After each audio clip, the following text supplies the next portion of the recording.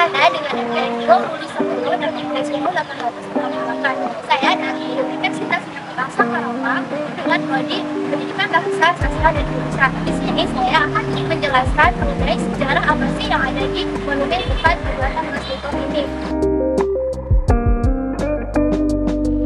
By the way, saya jadi teringat pada pelajaran sejarah deh saat di bangku sekolah. Apakah kalian juga begitu, guys? Bukan hanya itu juga sih, mendengar kata Rengas Dengklok, masyarakat tentu mengingat peristiwa yang terkait dengan penculikan Soekarno-Hatta, yang pada saat itu, para pemuda Indonesia mengasingkan kedua proklamator agar tidak terpengaruh oleh asing dan segera menyatakan kemerdekaan. Atas semua upaya itu, dibangunlah Monumen Kebulatan Tekad di Rengas Dengklok. Nah, jadi disinilah tempat berkibarnya bendera merah putih pada 16 Agustus 1945 ya guys. Loh, kenapa 16 Agustus? Bukannya 17 Agustus ya? Jadi gini guys ceritanya, Soekarno dan Hatta dibawa ke Rengas Dengklok, Karawang, Jawa Barat untuk didesak agar mempercepat proklamasi kemerdekaan Republik Indonesia. Pada waktu itu, Soekarno dan Muhammad Hatta, tokoh-tokoh menginginkan agar proklamasi dilakukan melalui PPKI. Sementara, golongan pemuda menginginkan agar proklamasi dilakukan secepatnya tanpa melalui PPKI yang dianggap sebagai badan buatan Jepang.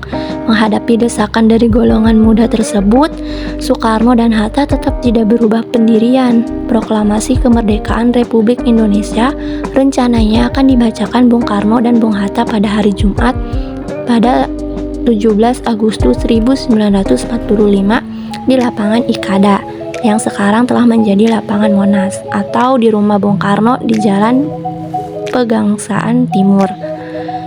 Akhirnya dipilihlah rumah Bung Karno karena di lapangan Ikada sudah tersebar bahwa ada sebuah acara yang akan diselenggarakan sehingga tentara-tentara Jepang sudah berjaga-jaga.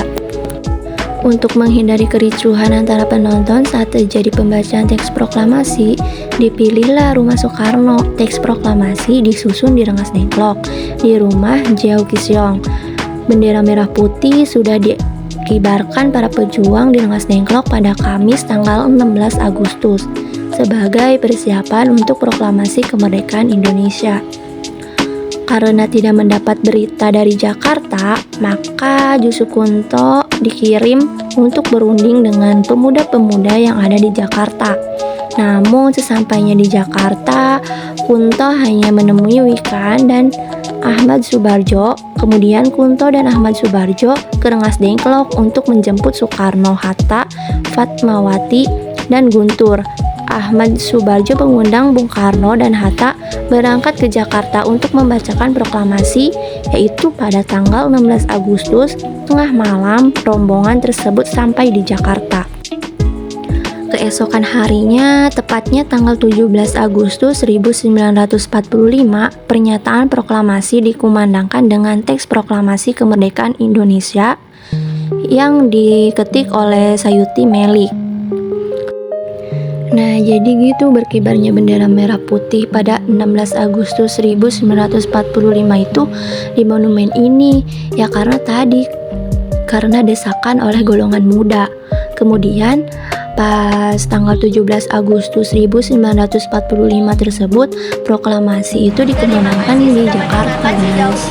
Semoga kalian yang menonton video ini bermanfaat dan menjadi lebih tahu